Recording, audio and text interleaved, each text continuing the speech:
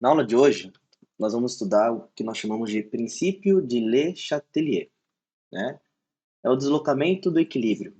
Então, o que é o deslocamento do equilíbrio? Bom, como a gente viu nas aulas anteriores, toda reação química, né, que é considerada reversível, ela tende a um equilíbrio químico quando as velocidades das reações direta e inversa se igualam, né? Nem todas as reações são reversíveis, mas aquelas que são reversíveis atingem o equilíbrio químico. Então, nós sabemos aqui que nós temos inicialmente uma determinada quantidade de reagente. Esses reagentes eles vão reagindo, né, vai formando o produto, até que num determinado momento as concentrações desses reagentes e produtos deixa de sofrer variação e nós dizemos então que a reação atingiu o equilíbrio, né? O equilíbrio ele é atingido a partir desse momento em que as concentrações permanecem constantes e nós temos a coexistência tanto de produto como também de reagente no nosso sistema, tá? Então a gente representa um equilíbrio químico de forma genérica, como ele está sendo representado para vocês aí, ó. Então nós temos uma substância A reagindo com uma substância B, formando uma substância C. Em um determinado momento, a substância C começa a se transformar em A e B, então as velocidades da reação direta e inversa se igualam e nós dizemos que a reação atingiu o equilíbrio. Um ponto importante, né, que a gente tem que olhar é o seguinte: a partir do momento em que o equilíbrio químico ele é atingido, seria possível, né, deslocar este equilíbrio? O que significa deslocar o equilíbrio, né? Nós podemos perturbar esse equilíbrio de forma que passamos a produzir mais produtos do que aquele que existe no equilíbrio ou produzir mais reagentes, né? Então é isso que é perturbar o equilíbrio. Então vamos supor que nós temos aqui, novamente, né, no gráfico, nossos reagentes representados na linha amarela e na linha vermelha e o nosso produto na linha verde. Então, nesse momento, o equilíbrio foi atingido, as concentrações permaneceram constantes. Seria possível fazermos alguma coisa de modo a produzirmos novamente mais produtos, né? E, ao mesmo tempo, fazer com que os reagentes diminua a sua concentração? A resposta para esta pergunta é sim, tá? Nós podemos alterar algumas propriedades do equilíbrio de forma com que o equilíbrio seja deslocado. A gente chama deslocamento de equilíbrio. Se eu digo o equilíbrio foi deslocado para a direita, o que significa deslocar o equilíbrio para a direita? Significa que em um determinado momento a velocidade direta passou a ser maior que a velocidade inversa. Então, desta forma, naquele breve intervalo de tempo, né, a quantidade do nosso produto C foi aumentada, passou a ser maior do que era antes da perturbação do equilíbrio. E o contrário também pode ser feito. Se nós deslocarmos o equilíbrio para o lado esquerdo, significa que os reagentes serão produzidos em maior quantidade. Desta forma, a velocidade inversa, que é chamada de V2, será maior que a velocidade inversa chamada de V1. Então, sim, é possível a gente deslocar o equilíbrio, ou seja, quando uma reação atinge o equilíbrio, eu posso passar a produzir mais produtos ou posso passar a produzir mais reagentes, dependendo da mudança de algumas propriedades do equilíbrio que a gente vai ver agora. Quem estudou esse fenômeno, né, do deslocamento do equilíbrio foi um químico bastante importante chamado Henri Louis Le Chatelier, né? O enunciado desse estudo dele é o seguinte, ó: quando uma força externa age sobre um sistema em equilíbrio, este se desloca procurando anular a ação da força aplicada, tá? Então, todo o deslocamento está relacionado com a constante de equilíbrio. O deslocamento ele ocorre para que a constante não seja alterada, né? A constante vai ser alterada quando a temperatura for modificada, tá certo? Tirando a questão da temperatura, outras forças que atuam para deslocar o equilíbrio, elas não modificam o valor da constante de equilíbrio. Então vamos lá, quais são essas forças, né, essas propriedades que são capazes de modificar o equilíbrio químico quando elas são alteradas, né? A concentração dos reagentes e os produtos, então nós podemos alterar, né? Nós podemos, em um determinado momento, acrescentar mais reagentes no nosso sistema, ou nós podemos acrescentar mais produtos, né, ao nosso sistema. A pressão também é um fator que pode ser modificado. Nós podemos ter um aumento da pressão ou uma diminuição da pressão, né? A pressão ela vai ser bastante importante em sistemas gasosos. E por fim, a temperatura também é um fator que pode ser modificado, fazendo com que o equilíbrio seja deslocado tanto para o lado dos produtos como também para o lado dos reagentes, tá certo? Como eu falei para vocês, o único fator que altera o valor da constante é a temperatura. A concentração e a pressão no sistema não farão com que a constante de equilíbrio tenha o seu valor modificado. Então vamos ver agora como que funciona cada um desses itens quando eles são modificados.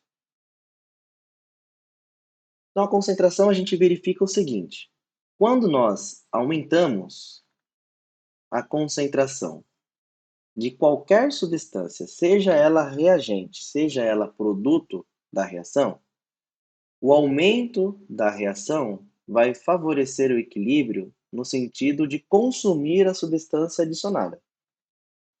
Se eu adicionar, né, eu tenho meu sistema aqui em equilíbrio. Eu tenho ao mesmo tempo A, B e C existindo, né, no equilíbrio.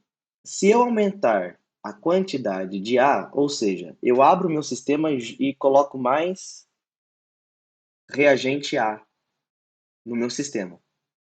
O reagente A ele vai reagir com B, formando mais C. Então, como vai ocorrer maior formação de C, então eu posso dizer que o aumento do meu reagente, seja ele o A, seja ele o B, vai deslocar o equilíbrio para o lado direito. É o lado de produção do nosso composto C, da substância C, tá certo? Se por outro lado nós aumentássemos, né? Se nós aumentarmos a quantidade de C, o que vai acontecer? O C ele vai se destransformar e vai se transformar em A e B novamente, tá certo? Então, um aumento do nosso produto C desloca o equilíbrio para o lado esquerdo da reação, que é o lado que favorece a produção dos reagentes, tá certo? E o que acontece se nós retirarmos qualquer um desses componentes da reação? Se nós removermos o A, o C vai se transformar em A e B para tentar preencher, né, a diminuição de A. Então, se nós retirarmos o componente A da reação, o equilíbrio será deslocado para a esquerda, ou seja, a diminuição ou a retirada de uma substância do equilíbrio desloca o equilíbrio no sentido que foi retirado a substância. Por outro lado, se nós retirarmos o nosso produto C, A e B se reagirão, né, entre eles, se transformando em C. Desta forma, o equilíbrio será deslocado para a direita. Em muitos exercícios, é exatamente isso que ele pergunta. Ele pergunta assim: o que acontece com o equilíbrio se nós retirarmos a substância B? do equilíbrio. Qual resposta que vocês darão, né? Se tirarmos a substância B, o equilíbrio será deslocado para o lado esquerdo. Se, por outro lado, a substância A for colocada no sistema, tá cheio de seta aqui, né? Deixa eu apagar aqui, senão vocês podem confundir. Por outro lado, se nós adicionarmos a substância A, o que ocorre com o equilíbrio? O equilíbrio será deslocado para a direita, favorecendo o aumento dos produtos, tá? Então é desta forma que a concentração ela atua no deslocamento do equilíbrio, tá certo? E é bastante comum assim, se a gente olhar aqui para a equação da constante de equilíbrio, se eu tirar o C, ele vai diminuir. Se o C diminuir, a constante também diminui. Só que a modificação da concentração não pode modificar o valor da constante. Então, qual que é a alternativa encontrada para que a constante não se modifique? Diminuir a concentração de A e B, fazendo com que ele se transforme em C. Então, se nós tiramos C, A e B se transformam em C, então a constante não se altera, porque ao mesmo tempo que eu diminuo a parte de cima, eu estou também diminuindo a parte de baixo, e a diminuição da parte de baixo da equação aumenta a parte de cima, compensando essa diminuição. Então é como se fosse uma gangorra. Você tira de um lado, o outro lado sente, e ele tem que responder de forma a fazer com que o equilíbrio seja novamente restabelecido. Então a pressão, ela funciona da seguinte maneira: se nós aumentarmos a pressão de um sistema que está em equilíbrio, nós vamos favorecer o lado de menor volume, tá certo? Como assim? Vamos olhar para essa reação aqui, ó. Essa reação, ela acontece com A reagindo com B, formando C. Do lado esquerdo da reação, nós temos um total de dois volumes, um de A, um de B. Então aqui nós temos um total de dois volumes. Esse volume pode ser litro, tá? E do lado direito, nós temos apenas um volume. Então, se nós aumentarmos a pressão desse sistema, o deslocamento do equilíbrio vai acontecer no sentido de menor volume. Neste caso, o sentido de menor volume é o sentido dos produtos. Então, um aumento da pressão nesse sistema deslocará o equilíbrio para o lado direito. Já o contrário, se nós diminuirmos, né, se a pressão do sistema for diminuído para esse sistema aqui, o equilíbrio se deslocará no sentido da formação dos reagentes, que é o sentido de maior volume. Então, o aumento da pressão desloca o equilíbrio para o sentido de menor volume, e a diminuição da pressão desloca o equilíbrio para o aumento, para o lado, né, o sentido em que nós temos um maior volume. Quando a gente diminui a pressão, todas essas moléculas que vocês estão vendo representam o reagente, que é o NO2, né? Como se as bolinhas verdes fossem o nitrogênio, as bolinhas em vermelho fossem o oxigênio. Quando a gente aumenta a pressão, perceba que essas moléculas elas se juntam e formam o produto. Aqui ainda nós temos reagentes junto com o produto, né? Se eu pressionar mais ainda, ó, eu formo mais produto. Até que eu pressiono mais e eu tenho apenas o produto. Se nós aliviarmos a pressão, nós formamos reagente. Agora você me pergunta assim, né? Por que quando eu aumento a pressão, eu formo mais produto e quando eu diminuo a pressão, eu formo mais reagente? Porque o aumento da pressão favorece o lado de menor volume. Se nós olharmos para a equação, o lado de menor volume é o lado dos produtos. É um volume apenas. Quando nós diminuímos a pressão, a diminuição da pressão favorece o sentido de maior volume, que neste caso é o lado esquerdo, o lado dos reagentes. E nós temos o 2 volume de NO2. Então agora vamos falar da temperatura, né?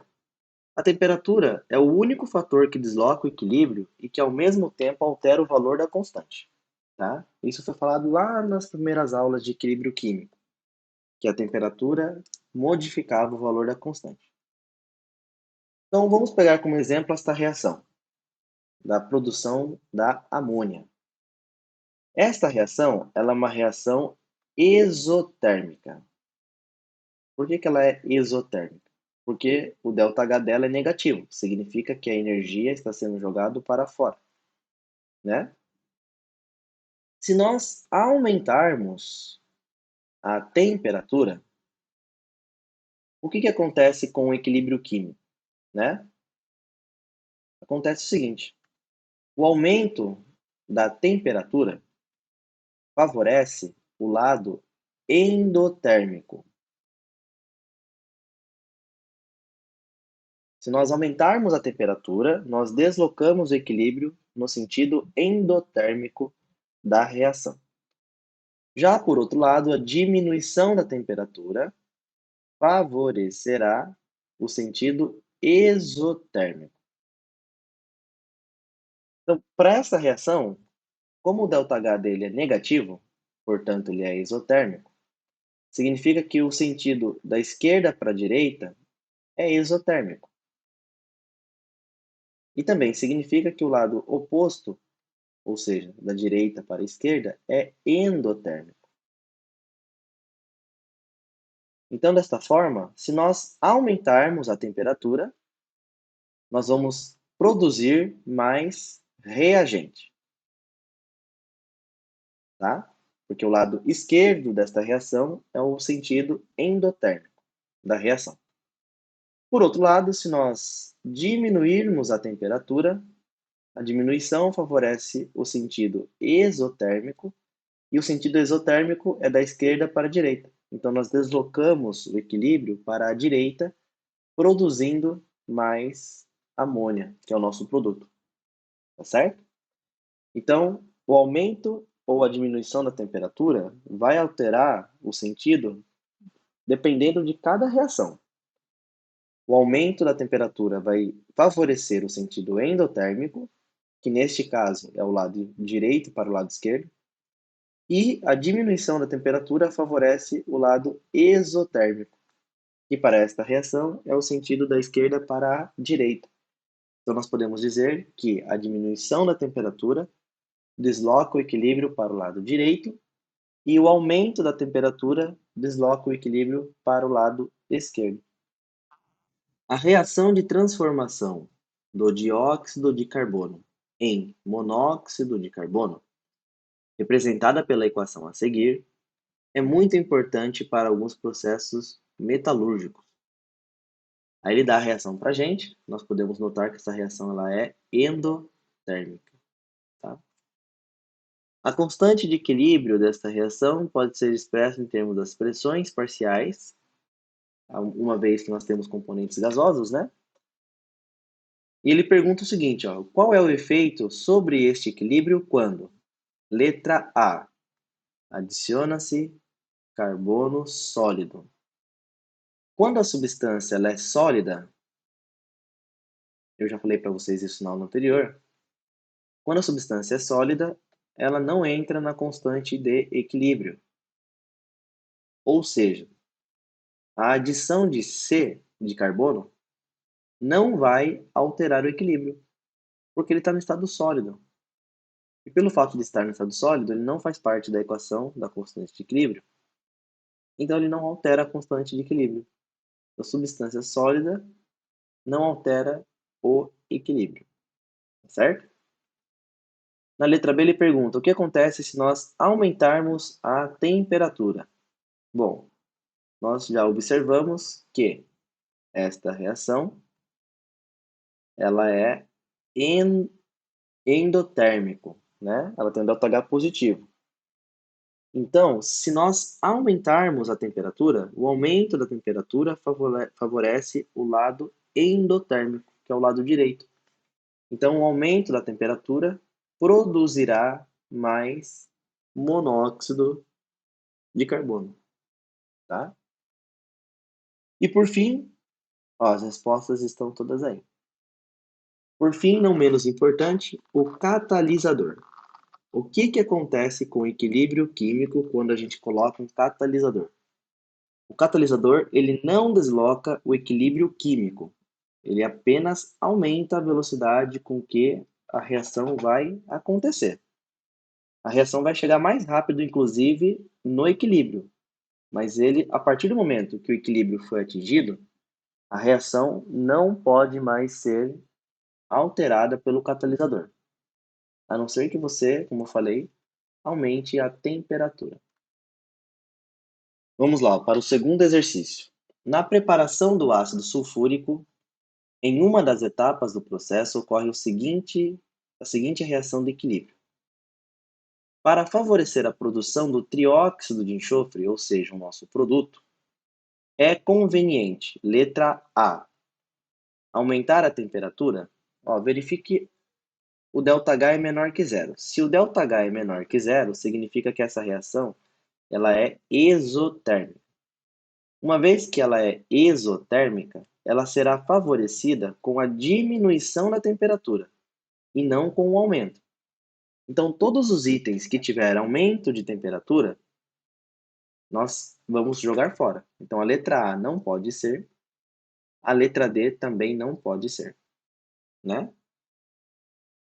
Pode ser a letra B, pode ser a letra C, a letra E, ela pode ser ou não, né? Na verdade, sim, como a gente quer favorecer o lado do trióxido de enxofre, a letra E não pode ser também. Por quê? Porque ele fala deixar a temperatura constante. Se isso for feito, não vai favorecer nem o lado esquerdo e nem o lado direito, tá certo? Então tem que diminuir a temperatura.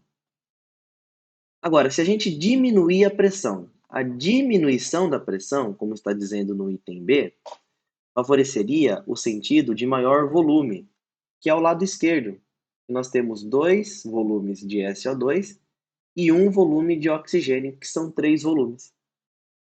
Então, na verdade, o que nós teríamos que fazer? Diminuir a temperatura, uma vez que a reação é exotérmica, e aumentar a pressão do sistema, para que o sentido de menor volume, que é o sentido do SO3, seja favorecido.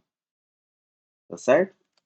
Então, também a resposta não pode ser a letra B, a resposta correta é a letra C.